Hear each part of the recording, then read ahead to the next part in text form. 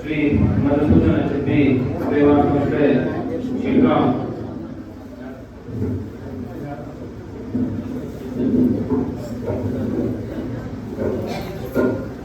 ಈ ಕಾರ್ಯಕ್ರಮದ ಘನ ಅಧ್ಯಕ್ಷತೆಯನ್ನು ವಹಿಸಿರ್ತಕ್ಕಂಥ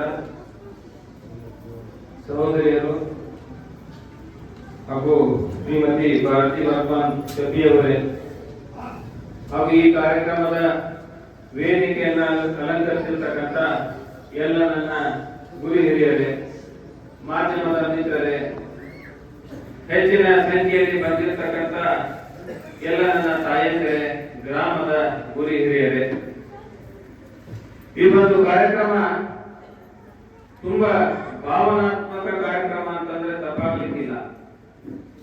ಯಾಕಂತಂದ್ರೆ ಒಂದು ಕರುಳಿನ ಕುಡಿ ಕಳಿತು ಹೋದಾಗ ಯಾವ ರೀತಿ ಸಂಕಟ ಆಗ್ತದೆ ಅಂತಂದ್ರೆ, ಒಂದು ಹಾರಿಯನ್ನ ತೆಗೆದುಕೊಂಡು ಒಂದು ಗೋಡೆ ಕೂದಿದಾಗ ಯಾವ ರೀತಿ ಸಂಕಟ ಆಗ್ತದ ಅಂತ ಆ ಸಂಕಟ ಹೆಚ್ಚಾಗಿ ಆಗ್ತದ. ಮಧುಸೂದನ ಚೆಟ್ಟಿಯವರ ನೆನಪಿನಲ್ಲಿ ಅನೇಕ ಸೇವೆಯನ್ನ ಮಾಡ್ಕೊಂಡು ಬರ್ತಾ ಇದ್ದಾರೆ. ಅವರು ಎಲ್ಲೂ ಹೋಗಿಲ್ಲ.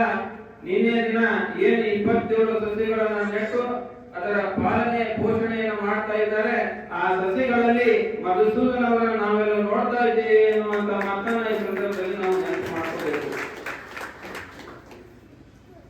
ಹಿಂದೆ ವರ್ಧಮಾನ ಎನ್ನುವಂತಹ ಮಹಾರಾಜ ಒಂದು ಲೌಕಿಕ ಅಭ್ಯಾಸವನ್ನ ಮಾಡಲಿಕ್ಕೆ ರಾಜ್ಯದಿಂದ ಹೊರಗಡೆ ಹೋಗುವಂತ ಸಂದರ್ಭದೊಳಗ ಒಬ್ಬ ಬಡವನನ್ನ, ಒಬ್ಬ ಹೆಣವನ್ನ, ಒಬ್ಬ ರೋಗಿಯನ್ನ ನೋಡಿದಾಗ ಅವನಲ್ಲಿ ಆಧ್ಯಾತ್ಮದ ಚಿಂತನೆಯನ್ನ ಬರ್ತದ.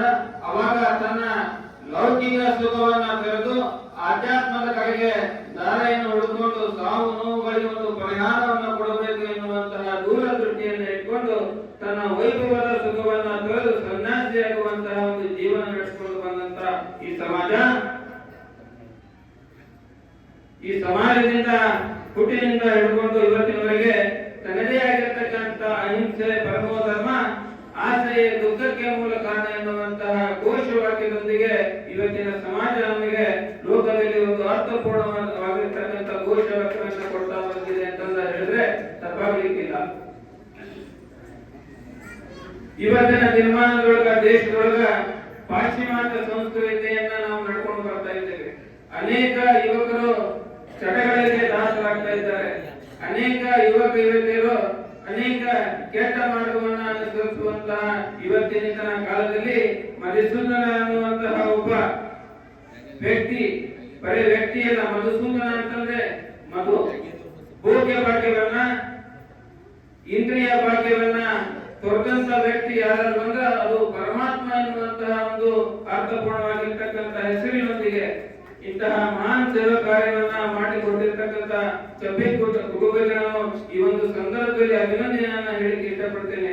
ಇವತ್ತಿನ ದಿನಮಾನದಲ್ಲಿ ನಾನು ಒಂದು ಮಾತನ್ನ ಹೇಳ್ತಿದ್ದೇನೆ. ಅಕ್ಕವರ ನೀವು ಒಬ್ಬರೇ ಅಲ್ಲ, ನಿಮ್ಮ ಹಿಂದೆ ಸಹಸ್ರಾರು ಸಂಖ್ಯೆಯಲ್ಲಿ ಜನ ಇದ್ದಾರೆ, ಸಹಸ್ರಾರು ಸಂಖ್ಯೆಯಲ್ಲಿ ತಾಯಂದಿದ್ದಾರೆ, ಸಹಸ್ರಾರು ಸಂಖ್ಯೆಯಲ್ಲಿ ಅನೇಕ ಸಂಘ ಸಂಸ್ಥೆಗಳಿದ್ದಾವೆ. ನೀವು ಒಬ್ಬರೇ ಅಲ್ಲ, ನಿಮ್ಮ ಜೊತೆಗೆ ನಾವೆಲ್ಲರೂ ಇದ್ದೇವೆ ಎನ್ನುವಂತಹ ಮಾತಿನೊಂದಿಗೆ ನೀವು ಮಾಡುವಂತಹ ಸೇವೆಯಲ್ಲಿ, ನೀವು ಮಾಡುವಂತ ಯಾವುದೇ ಒಂದು ಕೆಲಸ ಕಾರ್ಯಗಳನ್ನ ತೋರಿ ನಾವು ತನು ಮನ ತನದಿಂದ ಹಿಡ್ಕೊಂಡು ನಮ್ಮ ಕೈಲಾಲವಾಗಿ ನಾವು ಸೇವಾ ಪಾಲನೆ ಮಾಡಿ ನಾವೆಲ್ಲರೂ ಕಂಕಣಬದ್ಧರಾಗಿ ಸೇವೆಯನ್ನು ಮಾಡ್ತೇವೆ ಎನ್ನುವಂತ ಮಾತನ್ನ ಈ ಸಂದರ್ಭದಲ್ಲಿ ಹೇಳಿಕೆ ಇಷ್ಟಪಡ್ತೇನೆ. ಸಮಯದ ಅಭಾವದಿಂದ ಅನೇಕ ಗಣ್ಯಮಾನರು ಮಾತನಾಡಿ ಹೊರಟಿದ್ದಾರೆ. ಅದಕ್ಕೋಸ್ಕರ ನನ್ನ ಮಾತಿಗೆ ವಿರಾಮವನ್ನು ಹೇಳಿ ಮತ್ತೊಮ್ಮೆ ಮಧುಸೂದನ ಚೆಟ್ಟಿಯವರು ಬರೇ ಮನೆಗಳಲ್ಲ, ಎಲ್ಲ ತನುಮನೆಗಳೇ ಮಧುಸೂದನ ಎನ್ನುವಂತಹ ಘೋಷವಾಕ್ಯ ಪ್ರತಿಯೊಂದು ಮನೆಗಳಲ್ಲಿ ಬರ್ತದೆ ಅಂತ ಸೇವಾ ಕಾರ್ಯಗಳನ್ನು ನಾವೆಲ್ಲರೂ